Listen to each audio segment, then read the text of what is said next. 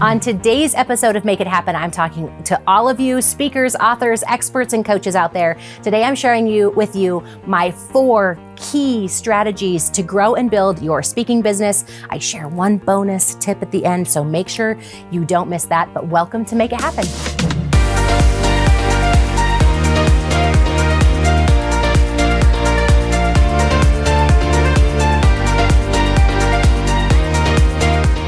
Today's Pick My Brain comes from Lori Kirk Rowley, and she sent this question in via email. You can send in your questions too. Anything on motivation or marketing or anything in between. You could even ask me personal questions. No one's asked me personal questions yet, but send them in to me at michelle@speakmichelle.com, or you can find me on Instagram and send me a direct message at speakmichelle. Put Pick My Brain in the subject line and remind me about that so I make sure to answer it on a future episode. So today's question from Lori says, what are some ideas for good email content? This is a great question, but their answer is it's really no different than any other content. So I also cross-use my content. So if I'm writing a blog post, I can use that also in my email, or I'll put videos in my email to send them out. But when you're thinking about email content, it's actually a little bit different. So when I'm optimizing a blog post for search engines, I will use a search engine friendly blog post title. When I am using it in my email, I'm going to use a catchy, attention, interest grabbing headline and subject line so that people are more interested in opening it. And I also might write it just a smidge differently to put a little bit of a hook or a teaser at the top to encourage people to continue reading. But as you're thinking about good email content, create different categories and buckets. I like to send a couple of things in one email so that if they don't like the one thing that I sent, that they still find a way to connect with me on something else. I was just talking with one of my clients today about a newsletter they're putting together, and in their business, it was appropriate to do a pickleball tip and a family tip and a recipe. And then we decided could be cool for that community to have people have the option, like Pick My Brain, to send in their own recipes or to send in their own family tips or their own pickleball tips. And so as you think about different aspects of your newsletter, you might include a couple of different pieces in an email to try to capture different attention and to talk about a variety of things. However, what I will say is if you're just getting started, start with one thing. Don't overcomplicate it. Don't feel like you have to include 5 things for it to be good. Just create that one piece of content that you send out that tells a story, an encouraging message, and then asks for something at the end. And remember, your calls to action don't always have to be sales, but maybe they reply with a question so that they engage with you. Or maybe they reply with an answer to a question that you leave in the email. Or maybe you encourage them to follow you on social media for regular updates or check out a video on your website. Encourage your call to action to elongate the conversation and to keep the relationship moving. So I hope that's helpful to you as you think about different ideas for email content. But at the end of the day, the most important thing is to be consistent. Don't put garbage out every single week just to put it out, but be consistent and create a routine because that will matter as well. I'm cheering you on as you grow your email and so thrilled that you're willing to put that out in the world as you grow your home court advantage. Thank you for sending in a question to Pick My Brain. Today's show is brought to you by the Marketing Blueprint Workshop. I'm excited to bring this to you live, or you can watch the recordings at any time throughout the year. Go to marketingblueprintworkshop.com. It will take you through the step-by-step process for you to write your own marketing plan and set you up to succeed for the next 12 months. But don't take my word for it. Here are a few past attendees and their experience. Hear what they have to say about attending. I loved Marketing Blueprint. It's just easy to just immediately put into action. You kind of have everything mapped out for what you want to do for the whole year. This was amazing. Michelle was so awesome. This is a fantastic approach to planning for a successful new year. It will boost your business just in the fact that you don't have to worry about all the marketing that you need to do. You're going to be able to schedule it. You're going to be able to know when you're doing things. It's going to give you more confidence in your ability to market and what it is you are marketing. You get very clear on the purpose and what it is that you want out of your business. So that is worth every penny. Go to marketingblueprintworkshop.com. You'll see tickets available and all of the details that you need. We hope that you can join us. It's one of my favorite things that I do each year. I am excited to bring you this episode because I have people ask me this question all the time. I am a marketing strategist. I own a digital marketing agency, and I help entrepreneurs grow thriving businesses without sacrificing a meaningful personal life. I'm also a speaker, and I've been speaking for a long time. I was a debater in high school. I paid for my college experience by being on the college debate team. And I've just always had speaking as part of my business. Initially, I used speaking to get in front of people and to be in my marketing, but now I also have speaking as a revenue generating source of income in my business. So I get asked a lot by speakers and by people who are interested in the industry, how do you grow and build a speaking business? And how do you market yourself as a speaker? So today I'm going to share with you the 4 key strategies that you need to create your own marketing blueprint just for speakers. So we're going to dive right in, but I want to start by telling you about an experience that I had early on in my speaking business. I remember hiring a coach about a decade ago. It was a long time ago, where they were asking me, she asked me a question that was solid and good, and I'm so grateful for that experience. But she said, if you had 10 messages in you and you knew you had to give them before you die, what would that be? And I went through the process of taking all of the thoughts and ideas about things that I wanted to share and how I wanted to show up in the world, and almost thinking about the last lecture by Randy Pausch, like, what are my top things? What do I want to share with people? And it took me a week or two to have this brainstorming process and then narrow it down and walk by and say, if these are the only ones, what would I share? And I'm grateful for that focus on the subjects that I was the most passionate about. But at the end of that, I did not have a target market to go after it. And my number one strategy for growing and building your speaking business is by creating a target market that works. Now, last week on the show, somebody asked to pick my brain question about, what if you started in a target market and it doesn't feel right? What do you do with that? And target markets are tricky, because in this industry, if you have a message that could actually reach a multitude of audiences, it can be really hard to say, well, I only work in banking, or I only work in construction, or I only work in technology. And you don't necessarily have to be that specific. Maybe you're just in Fortune 500 companies, or companies that have employees more than 100. I mean, there are a lot of different ways you can create a target market for your speaking business. We talk about target market in 3 key principles. The first is the demographics, and the demographics would be the individual who's actually purchasing from you. What is their age range? What are their interests? Are they married? Are they educated? Do they work corporate? Do they work on their own? All of those are demographic pieces that might be helpful as you prospect into specific meeting planners or organizations where someone is booking speakers. The second area is geographics. So do you want to speak only locally? Do you only want to speak in your state? Do you only want to speak regionally? Do you want to speak nationally? Do you want to speak internationally? And all of that could be big. Maybe for sure you'd love to speak internationally, but I actually recommend for people who are just getting started to choose a tighter geographic base, because then you have a smaller market to work in. You're not worried about speaking to everyone, and you can start to make traction in the area that you're already in, where when you're just beginning and speaking fees are low and you don't have a huge list of contacts, that if you're working within your own area, you can start to grow into what your speaking fee might be.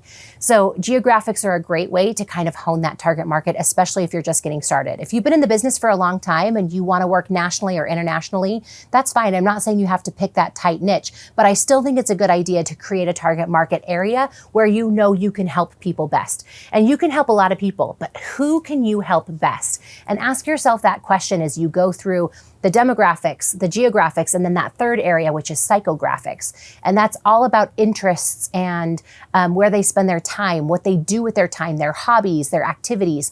And those psychographics can also give you some really great insights. I've figured out over time that most of the people who book me are people that are similar to me in age. What's great about that is that I can connect with them on a level that is about how I grew up, or 80s movies, or common interests that fall into that category. That's not always the case, and I can't make that assumption. But as I've looked back off of the last 50 people who have hired me and written me a check, they are very, very similar to me, which is so fascinating. And so that changes the way that I focus, especially that individual.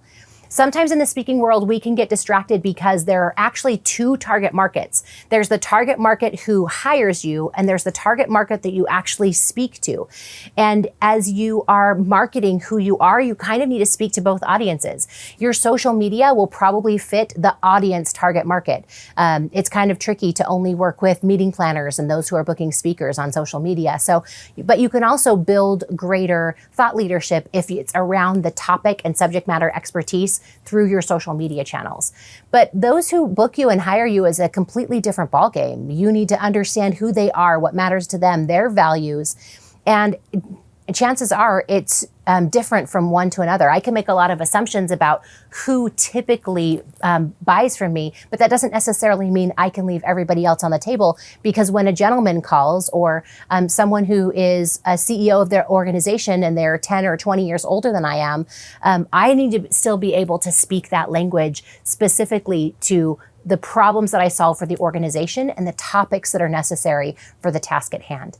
So as you think through your target market, I'm going to give you an activity that has been really helpful to me and that I give to all of my clients that are speakers, authors, experts, coaches. And that's the Dream 100 list. I don't take credit for this. I learned this from Russell Brunson, but I love this philosophy because it helps me focus on tasks and activities that get me into the clients that I care about most.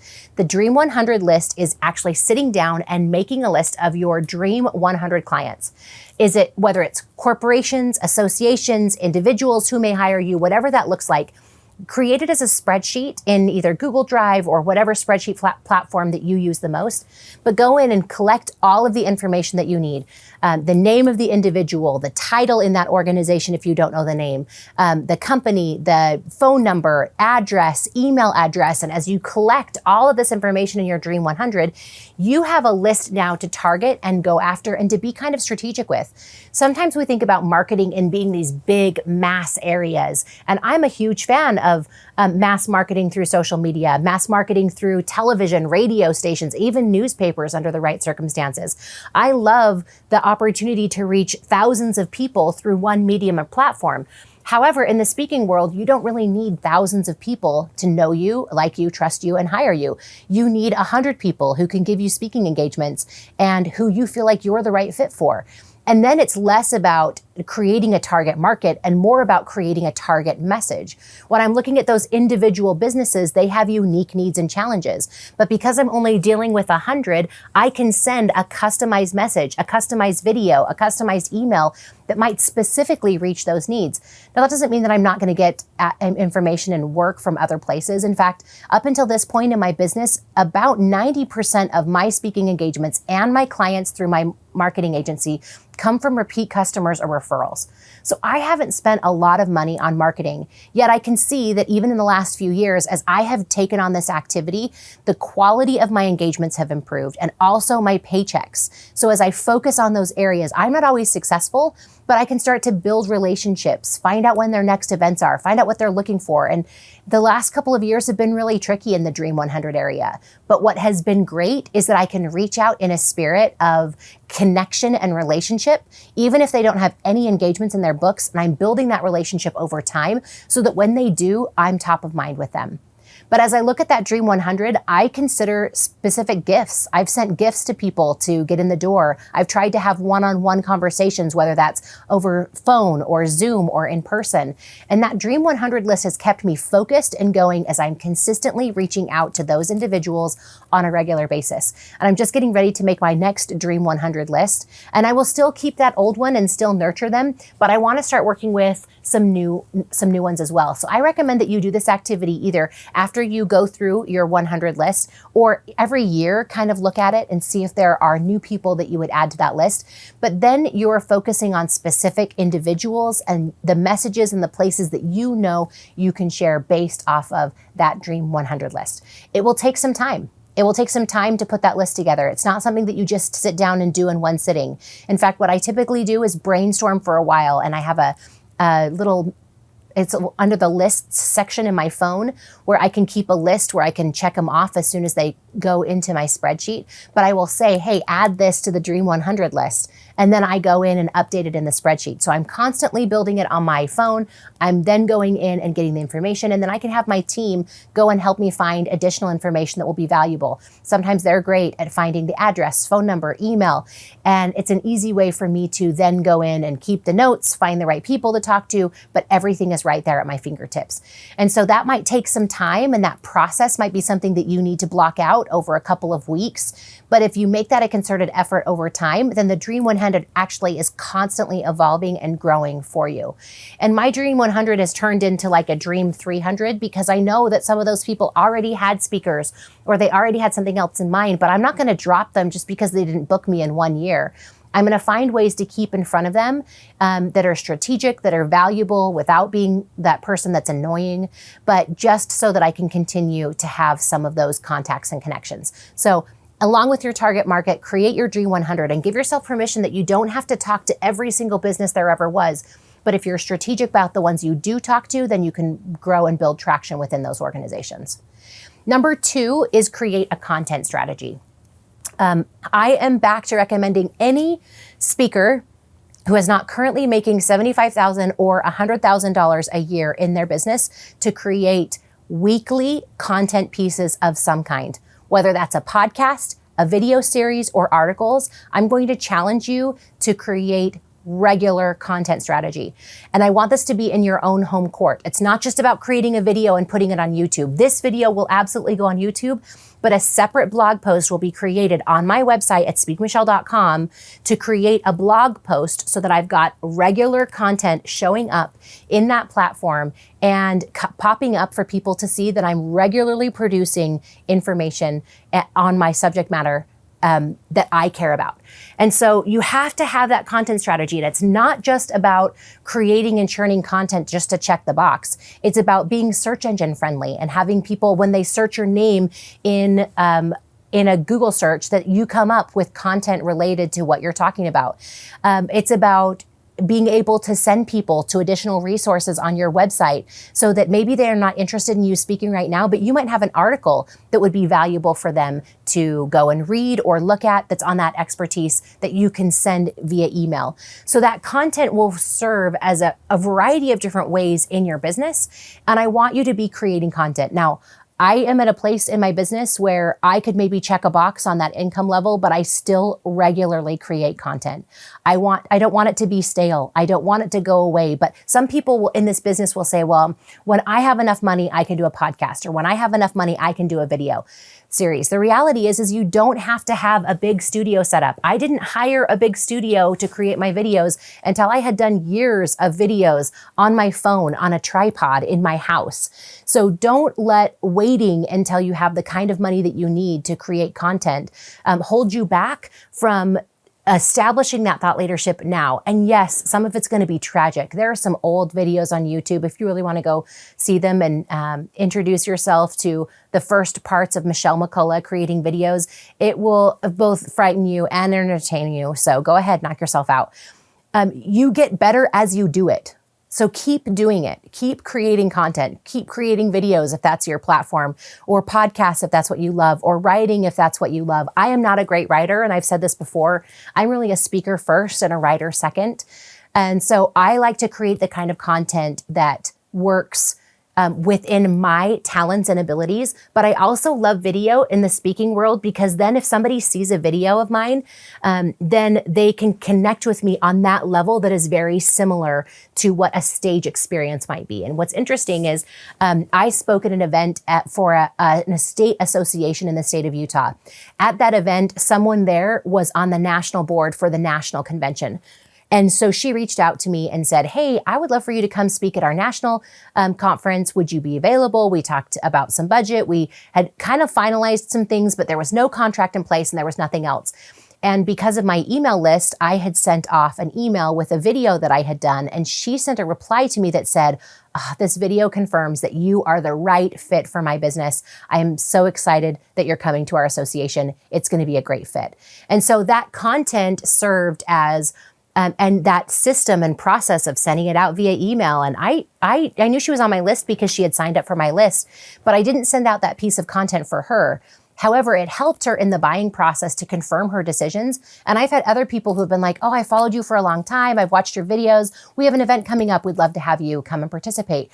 But it's because of the content that you put out there. And so I'm going to challenge you, if you're serious about being a speaker and growing and building a speaking business, maybe you love writing, but people need to experience you. And I will also say that over time, I have gotten much better about being able to produce videos where it feels connected, where I can talk to the camera without feeling uncomfortable. And those videos have helped me be a better virtual speaker. So it will also give you valuable experience in your business. So I'm going to encourage you to find ways that even if you love to write, that at least once a month, you're creating and distributing a video that people can watch, read, or connect with you on that level. So content strategy is number 2. So my challenge for you is over the next 52 weeks to create 52 pieces of content. I have one coach right now that got a challenge from a friend. She's in my outsourced CMO group, and she's in my top mastermind. And she said, my friends were just challenging me. I'm doing 30 posts in 30 days. And that would make me want to poke my eyes out. But I love that she is committed to creating that amount of content over the next 30 days because it will help her feel a lot more comfortable. She's like, I just don't know how to write a blog post or what to do. And I'm like, after you write 30, you'll feel like you're getting in your groove. You'll figure out your voice. You'll figure out how your style, how you like to interact. And every single bit of content will get better as you create it. So I'm just going to encourage you to create a system for yourself. It doesn't have to be 30 posts in 30 days, but commit to 52 pieces of content over the next year to grow and build your business at whatever level you are. Number 3 is a phrase that I heard from Ty Bennett at the National Speakers Association. And he said, you never stop knocking on doors. So you can get to a place in your business. I'm at a place in my business where gratefully I am very, very busy and I love the work that I'm doing. I've got amazing clients that I'm working with. I've got lots of speaking engagements on the books, and that hasn't always been the case. The last couple of years have been pretty tragic in the speaking department. And so I'm so grateful that my business has picked up and that it is at a place where I feel like this is a sustainable level of speaking engagements. But I'm not going to stop marketing. I'm not going to stop working on my Dream 100. I'm not going to stop putting out an email list, and I'm not going to stop creating content. One of the other things that I learned from Ty is that he said, I want to be everywhere. So Ty created a podcast, and he has a video series that he does every single week on Monday called Monday Morning Mantras. And Ty is at the top of his game, and someday, maybe even 7 years from now, I will be as cool as Ty Bennett. But he continues to create content. He's continuing to put things out there because he knows he wants to be always knocking on doors so that you can always get the top quality clients and business that you want to come in. When you have 90% of your business coming from repeat customers or referrals, you actually might find that that's a level that you want the quality of your engagements to improve. I got a lot of referrals for many years for free speaking engagements. And while I'll still do those from time to time because that's a way I grow and build my business, and for me, speaking begets more speaking, I wanted to start getting into markets and areas where people were referring me for paid engagements. And that took effort to go into those markets, to share that content with them, to reach out to that Dream 100. And as I'm rising into those levels of increasing speaking engagements and speaking fees, that will then start to generate that repeat business as well. But I just want to make sure that you're focused and making an effort, that you're never getting comfortable with the results that you have. And that doesn't mean that you have to be somebody who speaks 350 days a year. You don't have to do that. I'm not saying you always have to grow to a place and you can decide, I want to speak 2 times a month. I want to speak 4 times a month. Whatever that level is, never stop marketing. Never stop knocking on doors. Never stop creating content, and constantly be creating those daily, weekly, and monthly tasks that will help you grow your speaking business so that you can have the level of clients and the type of work that you've always wanted. In the very beginning, I was grateful for almost anything I could get. And now I'm grateful for the quality of those engagements, but it's because of these practices that have got me to that point. Number 4, and probably should be number 1, but if you have dollars to invest in video. As a speaker, the best way people will be able to know you and know what working with you feels like is through content created through video. And I mentioned that in the content strategy. And you can create a lot of content at home with your camera. In fact, the camera that is on my phone is better than any camera I could have used professionally 7 or 8 years ago. And so maybe not any, but some of the ones that I used professionally 7 or 8 years ago. And so there is so much great technology that is available. I just figured out that on my phone, I can do a cinematic feature and it blurs the background. I didn't even know that existed, but I've been creating these weekly videos for Pottery, and I just can do that now, and it just makes my videos make me look like I'm a rock star in a studio, and I'm not. Well, now I also invest in video here. Behind me, I've got a team of people. You know, I work with Tyler. I've got my intern here. We've got 2 cameras on me. There are lights. And that's something that I chose to invest in because I wanted this particular aspect of my marketing to look high quality. I didn't do that in the beginning, but I did that when I was ready to invest in more pieces of my business and invest in video in that way. But you don't have to invest fully into a full studio or even a videographer, but figure out what you can do to grow and up level. Revisit your speaker reel. If you haven't created one, create one. Find a way, an opportunity. We do them through the National Speakers Association, but we do things called the Speaker Showcase, where you can come and just do 10 minutes and then you can cut that up into a speaker reel. But take time to create a speaker reel and then update it regularly. Mine is ready for an update. It's been a few years. And now I finally have some brand new content from new events where we can go through and create new speaker reels, but that will add new life to your business. I've also done a variety of different videos on information where I'll just book a videographer for a day at one location, whether that's a studio or at a co-working space, and I create 10 or 12 videos that I put in a series. Those can be used as blog posts or social media videos, and those were worth doing too for the quality for that level. And then I also invested in sharing one of my stories and almost doing a dramatized version of it. I'll put the link to the plastic bag principle video that I had Tyler with Cardinal Red do for me. And that video was the most expensive single video I've ever done, but it's also the video that has made me the most money. And again, I couldn't do that or couldn't invest in that level early on, but as you grow in your business, invest in video in a way that will help you build your business to the next level. People want to hire and know what you look like and experience the topics that you bring to the table and how you are on stage, how you are virtually. And so continue to invest in video as part of your marketing plan. Every year when I'm looking at my 4 to 10% that I'm spending on marketing, I invest a huge chunk into video. And some years that is my number one expense in my business. And so as you grow your income. I'm not saying take out a second mortgage. I'm not saying put on a credit card, but look at your marketing plan, decide what you're going to invest in marketing in the coming year or in the next 12 months, and decide what percentage you can invest in your video, even if it's just one, even if it's just your speaker reel. But I feel like investing in your video is something that is important. Now, we've talked about 4 things so far. Creating your target market and your Dream 100.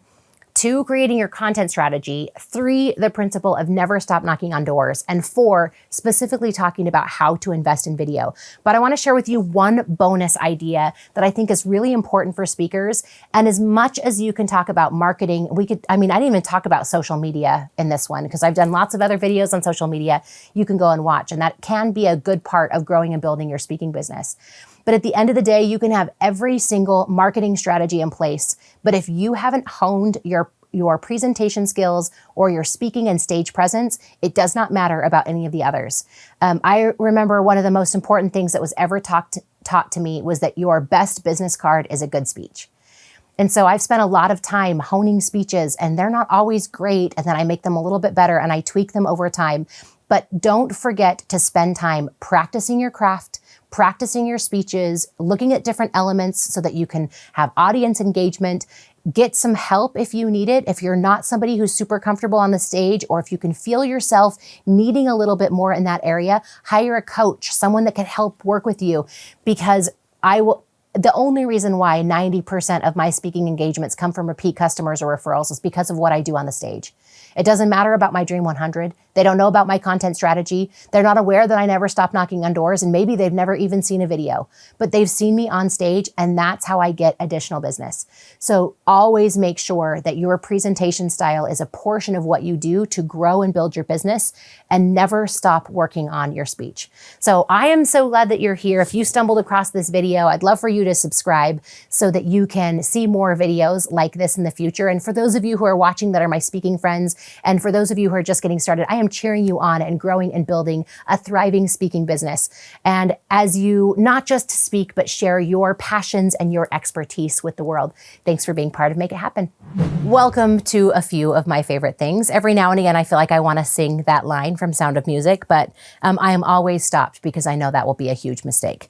But a few of my favorite things. Number one, in no particular order, of course, but I will say this book, Exactly What to Say by Phil Jones, should pretty much be in every salesperson and every entrepreneur and every speaker's library. This is my second copy of Exactly What to Say. I've bought it twice. And then I bought it a third time when he came out with an expanded, revised, and special edition. There are only 3 people in this world where I have bought the exact same book multiple times. Phil Jones is one of them. And I'm not talking about gifting, because I've, of course, bought books lots of times. Phil Jones is one, but the first one I ever did that with was Brendon Burchard. We'll talk about that another day. So Phil Jones is number 2, and then Jon Acuff is number 3. And sometimes I buy them in all different versions, and that's not uncommon for me. I'll own the audiobook and the physical book, but this is a physical book. It's good to go back and reference and to look at as you're looking at different projects, and tells you exactly what to say. I love these pop open cards. I don't know if you've ever seen them, but you can find them on the World Wide Web on Amazon, but they're also available at many boutique locations, and they have lots of varieties. So I've seen like Happy Day or You're Awesome. They're basically like motivational business cards that you pass out to people. This particular one is called Dream. And so I always love to have these for my client, but they're fun because you can write a little note on the back. I should say clients. I don't know why I said client, but clients. You can write a little note on the back, and then it pops open, and it's just for them. And it's kind of like a cool fortune cookie without the cookie. Now that I think about it, that makes me sad. I wish it was with a cookie. But this one, as I popped it open, is a quote from Walt Disney. Perfect for me. If you can dream it, you can do it. See, look how great that is. Just a little pocket piece of happiness. Number 3 is also a book. So I'm just finished listening to the book, Be Your Future Self Now by Dr. Benjamin Hardy. I've read a few of his other books before. He writes similar books and content in personal development. And I really liked this book. It put me in a frame of mind to be thinking about decisions that I would make as my future self. And there are a lot of pieces in this book that really are grabbing in. Like he talks about Wayne Dyer, and he talks about other successful people and puts them in one little book, almost like a piece of research. But it's short and sweet. It's like 3.5 hours. It was easy to listen to on a road trip and to just kind of consume it. I felt it was happy, positive, and so Be Your Future Self Now is my third choice. So you got 2 books and pop-out cards on today's favorite things. Next week, we're actually going to be talking with Richie Norton. He just wrote a book called Anti-Time Management. I'm not completely finished with that one yet, but that's another book for your reading list, and then come back and watch that episode with Richie. But those are a few of my favorite things.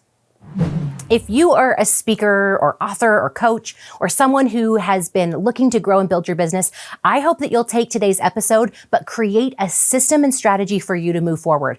What are the daily, weekly, and monthly tasks that you can put in place to grow your speaking business? Don't just listen and forget. Create a strategy for success.